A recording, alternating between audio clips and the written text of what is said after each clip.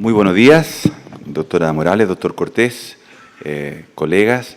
Gracias por la invitación a hablar en este foro. En los próximos 20 minutos les pretendo entregar algunos conceptos sobre la enfermedad hepática autoinmune. El tema es muy amplio, así que voy a ir relativamente rápido, pero tratando de enfatizar algunos conceptos. Les pido disculpas que algunas diapositivas están en inglés. Vamos a conversar sobre el espectro de estas enfermedades, los aspectos más salientes de cada enfermedad en lo que se refiere a lo que me solicitaron, que es el diagnóstico, algunas cosas sobre nuevos nombres y nuevas enfermedades, o no tan nuevas, solo recientemente reconocidas, y algunas cosas mencionadas en las nuevas guías respecto del diagnóstico. ¿De qué hablamos cuando hablamos de enfermedad hepática autoinmune? De un espectro de enfermedades que incluyen a la hepatitis autoinmune, a la colangitis esclerosante primaria, a la colangitis biliar primaria y más recientemente a la colangitis asociada a IgG4, que como muestra este diagrama afectan a distintos lugares del hígado. En el caso de la hepatitis autoinmune, una enfermedad predominantemente hepatocelular que está determinada por daño y muerte de los hepatocitos, mientras que las otras tres enfermedades son enfermedades que afectan a distintos niveles del tracto biliar, ya sea al nivel de la tríada portal o en los conductillos biliares microscópicos o macroscópicos. Algunas generalidades respecto de estas enfermedades es que estas son enfermedades crónicas con un curso natural muy largo, por lo tanto, siempre le transmito yo esto a los enfermos, a los alumnos, uno con las enfermedades hepáticas siempre tiene, salvo para las enfermedades hepáticas agudas de curso catastrófico, tiene tiempo para diagnosticar. Y la historia natural es muy larga, por lo tanto también tiene tiempo para tratar, lo que no significa que no sea relevante hacer un diagnóstico temprano. La presentación además es generalmente asintomática y como es usual, el diagnóstico se empieza a sospechar por alteraciones de laboratorio. Sin embargo, cuando estas enfermedades son sintomáticas, pueden ser catastróficas, ya que puede haber, por ejemplo, en el caso de la hepatitis autoinmune, una hepatitis severa o una falla hepática fulminante que pueda requerir trasplante para evitar la muerte del paciente. Como les mencionaba en el diagrama anterior, mientras la hepatitis autoinmune es una enfermedad parenquimatosa, esencialmente determinada por daño, injuria y muerte de los hepatocitos, las otras enfermedades corresponden a enfermedades del tracto biliar. Y esto es importante por lo que veremos en un momento en relación a reconocer los patrones de alteración del laboratorio hepático en los exámenes apropiados. Es interesante decir que el manejo médico de estas enfermedades salvo de la colangitis esclerosante en general, es exitoso y si uno hace un diagnóstico precoz, un reconocimiento adecuado del estadio de la enfermedad y un tratamiento, frecuentemente uno va a prevenir complicaciones mayores y eventualmente la realización de un trasplante. Finalmente, la colangitis esclerosante primaria tiene menos intervenciones médicas efectivas, pero cuando se requiere, si se indica un trasplante, este es usualmente muy exitoso. De lo que les mencionaba respecto de los patrones de alteraciones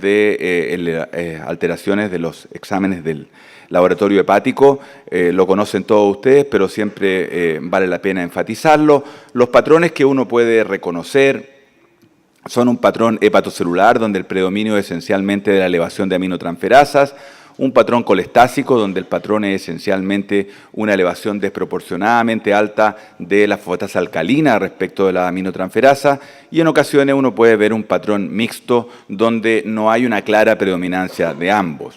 Del mundo de daño hepático por droga se utiliza este cociente, que es el cociente R, que a veces nos sirve para decir, mire, este es un patrón predominantemente hepatocelular, este es un patrón predominantemente colestásico o un patrón mixto, de acuerdo al valor de este índice, si es mayor de 5, menor de 2 o en valores intermedios. Este cociente se calcula con un cociente de dos cocientes que tienen que ver con el valor normal de la SGPT o alanino-aminotransferasa, el valor observado versus valor normal, y lo mismo con la fosfatasa alcalina.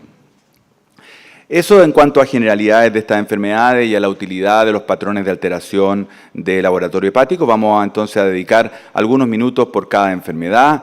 La hepatitis autoinmune es una enfermedad, como decía, predominantemente hepatocelular, es una enfermedad crónica que se caracteriza por inflamación y necrosis hepatocelular constante si es que no haya intervención, que puede variar, sin embargo, en su magnitud.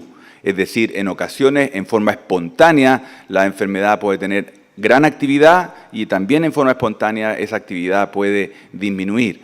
Y esto es importante porque si la variación es de bajo grado y no es percibida, puede determinar que el paciente desarrolle en el tiempo cirrosis. De hecho, como comentaremos, más o menos 1/3 de los pacientes que uno hace el diagnóstico de hepatitis autoinmune ya tiene cirrosis. Y la tendencia a progresar a cirrosis en esta enfermedad es probablemente mayor que en todas las otras. Un porcentaje elevado de los pacientes con hepatitis autoinmune no tratados desarrollan cirrosis en 5 años, que también es un periodo más corto que el usual para las enfermedades del hígado, y por lo tanto de allí la importancia de hacer un diagnóstico y reconocimiento de esta enfermedad. Desde el punto de vista general, la hepatitis autoinmune se presenta en mujeres predominantemente, la frecuencia es como 7/3, y tiene 2 pics, un pic que generalmente es reconocido por los pediatras o médicos de adolescencia, porque se produce entre los 15 y los 20 años, y el otro pic que es el que vemos más corrientemente en los médicos de adultos, que se produce en los 40 a 60 años. El marcador más importante de esta enfermedad es la presencia de autoanticuerpos y fundamentalmente de estos dos autoanticuerpos, anticuerpos antinucleares y antimúsculo liso, y en ocasiones puede haber también coexistir algunos otros autoanticuerpos como los anticuerpos antimitocondriales o anti-LKM1. Que no siempre se hacen en todos los laboratorios y que, como veremos, es también un punto importante en la aproximación a estas enfermedades. La presentación puede ser de una actividad muy importante o encontrarse a veces en su fase quemada, es decir, con el paciente ya cirrótico. Hay una guía recientemente publicada sobre esta enfermedad y que enfatiza los puntos más importantes. Uno tiene que considerar la hepatitis autoinmune en cualquier paciente con una enfermedad aguda o crónica, particularmente si esta coexiste con hipergamaglobulinemia, que es importante reconocer y tratar esta enfermedad porque no tratada conlleva una alta mortalidad y, como les decía, el patrón es aproximadamente 1/3 de los individuos pueden tener cirrosis, en los niños eso puede ser un poco mayor. Ocasionalmente tiene una presentación aguda en forma de una hepatitis aguda y también hay que reconocerla haciendo los estudios apropiados. Desde el punto de vista de diagnóstico, este SCORE es el score abreviado, validado por allá por el 2009 y aceptado en las guías del 2015 y que confiere un puntaje. Esto está presente en algunas calculadoras de los teléfonos inteligentes y permite, ¿no es cierto?, asignar un puntaje a la presencia de autoanticuerpos y sus títulos, a la presencia de hipergamaglobulinemia y su magnitud, a la histología y a la ausencia de otros marcadores. Y entonces, si hay más de 7 puntos con este score, el paciente tiene una alta probabilidad de tener una hepatitis autoinmune. Sin embargo, esta es una de las pocas enfermedades que van quedando donde la demostración histológica de la hepatitis se considera un prerequisito para el diagnóstico y por lo tanto necesita ser parte del diagnóstico y estos enfermos deben ser referidos para una biopsia hepática. ¿Y por qué es relevante esto? Porque el tratamiento de la hepatitis autoinmune generalmente es para toda la vida, una buena parte de los casos, y por lo tanto es importante establecer el diagnóstico sobre base sólida para poder mantener aquello. Finalmente, es importante cuando uno hace el diagnóstico apoyarse en los estudios de imágenes para hacer un diagnóstico apropiado, particularmente de cirrosis, y para uno eso puede utilizar el ultrasonido, la resonancia magnética y nuevas técnicas de imágenes como el FibroScan, que es un aparato que mide la elasticidad hepática y permite a través de la evaluación de la rigidez saber si el paciente tiene fibrosis avanzada o cirrosis, que como les decía, frecuentemente está presente en los pacientes con hepatitis autoinmune en alrededor del 30% de los casos al momento del diagnóstico. ¿Cuáles son los desafíos clínicos que uno enfrenta en la hepatitis autoinmune? Bueno, que en algunos pacientes el diagnóstico es muy claro, pero en otros no tanto, y puede haber una sobreposición de características clínicas y de laboratorio, particularmente de autoanticuerpos, con otras enfermedades autoinmunes. También que el paciente no cumple el criterio, a pesar de lo cual pueda tener una hepatitis autoinmune, y a veces la biopsia aclara ese tema.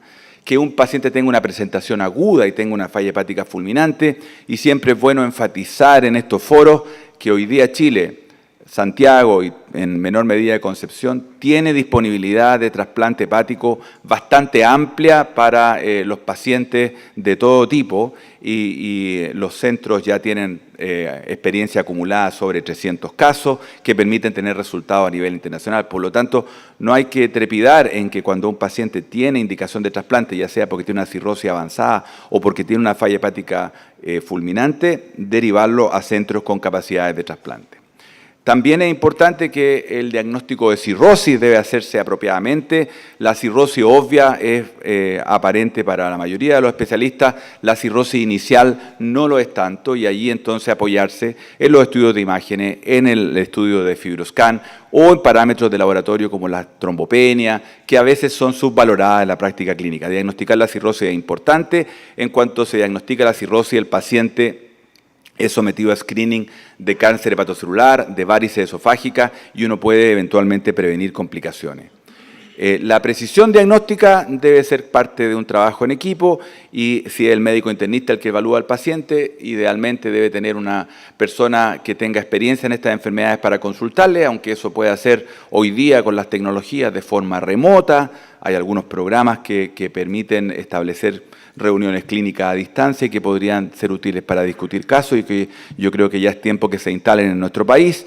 Tener un buen patólogo, si hace una biopsia, el patólogo tiene que estar entrenado específicamente en enfermedades del hígado para poder hacer un diagnóstico preciso de la enfermedad que estamos hablando, y también preocuparse que el laboratorio que uno tiene a disposición realice las técnicas, sobre todo de autoanticuerpos, con criterios de excelencia.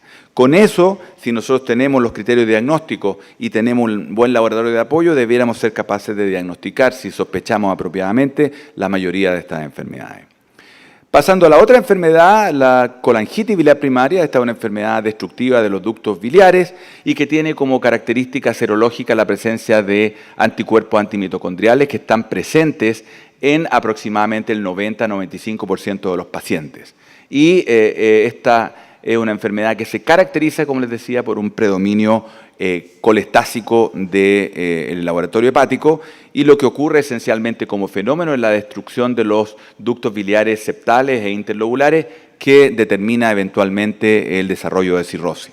Tal vez una de las cosas que es importante enfatizar es que esta enfermedad cambió de nombre. Todos la conocíamos como cirrosis biliar primaria, y del 2015 se le cambió el nombre a colangitis biliar primaria. Esto fundamentalmente por el hecho de que el uso de la palabra cirrosis llevaba a confusiones, porque uno decía, usted tiene cirrosis biliar primaria, pero su hígado no está cirrótico. Entonces era como una inconsistencia, más allá de que el término cirrosis llevara a confusiones en términos de pronóstico, en términos de severidad, en términos de consumo de alcohol para nuestros pacientes. De alguna manera la palabra cirrosis era estigmatizante, y por eso que el nuevo nombre de esta enfermedad, que ya se ha bastante masificado, es colangitis biliar primaria. Y se mantuvo la sigla en inglés PBC, o podemos mantener la sigla en castellano CBP. Esta es una enfermedad rara que, como digo, puede causar cirrosis, y tiene un tratamiento que, si uno lo introduce precozmente, es eficaz. Una enfermedad predominantemente de mujeres, aquí la proporción es aún mayor, 9:1, y el diagnóstico, a diferencia de la hepatitis autoinmune, puede hacerse sin biopsia hepática, descansando en estas tres cosas: una alteración del laboratorio colestásica, la presencia de autoanticuerpos de tipo antimitocondriales, o la presencia de anticuerpos antinucleares específicos de la PBC, que los vamos a mencionar en un momento, y un estudio de imágenes que excluya la obstrucción biliar. El tratamiento es efectivo, y por eso que el diagnóstico temprano en fase no cirrótica es relevante. También hay una guía relativamente nueva, publicada en el 2017, donde se pueden revisar los aspectos más relevantes de esta enfermedad, y recientemente, en el 2018, la Sociedad Británica de Gastroenterología también sacó unas guías que son muy extensas y útiles para guiar el diagnóstico y el tratamiento de estos pacientes. ¿Qué hay de nuevo en la guía? Tal vez esto es lo que más me interesa enfatizar, que una proporción de hasta el 20% de los pacientes con colangitis biliar primaria tienen también anticuerpos antinucleares positivos. Y eso por largo tiempo ha llevado al diagnóstico de síndrome de sobreposición o al diagnóstico de hepatitis autoinmune.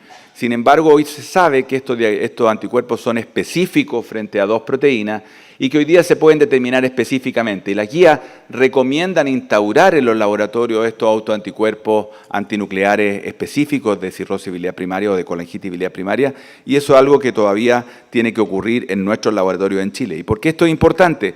Porque la presencia de autoanticuerpos de tipo antinucleares en pacientes con colangitis biliar primaria o también de los anticentrómeros que pueden estar presentes aunque el paciente no tenga esclerodermia, confieren más mal pronóstico. Y de hecho, ayer nomás vi una paciente con colangitis biliar primaria que yo sigo hace años y que tiene anticuerpos antinucleares positivos, y en aproximadamente 8 años, a pesar de un tratamiento que tuvo una respuesta parcial, desarrolló cirrosis. Entonces, como les decía, el diagnóstico de colangitis biliar primaria es importante hacerlo precozmente y puede descansar en anticuerpos antimitocondriales positivos y alteración colestásica del perfil en la mayoría de los pacientes. Y el paso siguiente es saber en qué fase de la enfermedad está nuestro paciente, para lo cual los estudios de imágenes con ultrasonido o, de nuevo, con elastografía, con FibroScan, nos pueden decir si el paciente tiene o no cirrosis. Y esto es relevante para la prevención de la progresión de la enfermedad. Y allí entonces entramos en lo que es el manejo tanto de los síntomas o como el manejo específico de la enfermedad, que eso no tenemos tiempo de discutirlo y es apropiado que lo maneje el especialista. O sea, hacer el diagnóstico y referirlo al especialista, sobre todo si hay cirrosis. Si no hay un especialista disponible, el manejo de la colangitis biliar primaria precirrótica puede hacerlo el médico internista y derivar solo a aquellos pacientes que tengan una respuesta inapropiada al ácido ursodeoxicólico, que es la terapia primaria. Y ahí entonces el especialista verá los fármacos de segunda línea. La tercera enfermedad es más rápida porque es la colangitis esclerosante primaria, que es una enfermedad que afecta esencialmente a los ductos biliares, más predominantemente a los ductos biliares mayores, y que se ve en los pacientes que el doctor Ibáñez les va a contar, que tienen enfermedad inflamatoria intestinal en más del 80% de los casos. Esta enfermedad se diagnostica esencialmente con un patrón de alteración colestásica en el laboratorio y imágenes que demuestran estas estrecheces biliares a diversos niveles, y ocasionalmente también tenemos el sustrato histológico que muestra esta fibrosis concéntrica de los ductos biliares. Desde el punto de vista práctico, lo más importante aquí es buscar causas secundarias de colangitis esclerosante, incluyendo algunas tumorales como el colangiocarcinoma, y probablemente esto es aconsejable que se haga en un centro terciario. Aquí está algunas de las larga lista de colangitis secundaria que uno debe considerar, y probablemente las más destacables aquí son las lesiones isquémicas de la vía biliar, que son frecuentemente secundarias a procedimientos quirúrgicos, y la colangiopatía asociada a IgG4. Como les mencioné, un desafío diagnóstico es que algunos de estos pacientes están aquí en el borde, y estos son los que así se llaman síndromes de sobreposición o overlap. La mayoría de estos síndromes de sobreposición finalmente terminan definiéndose hacia un lado.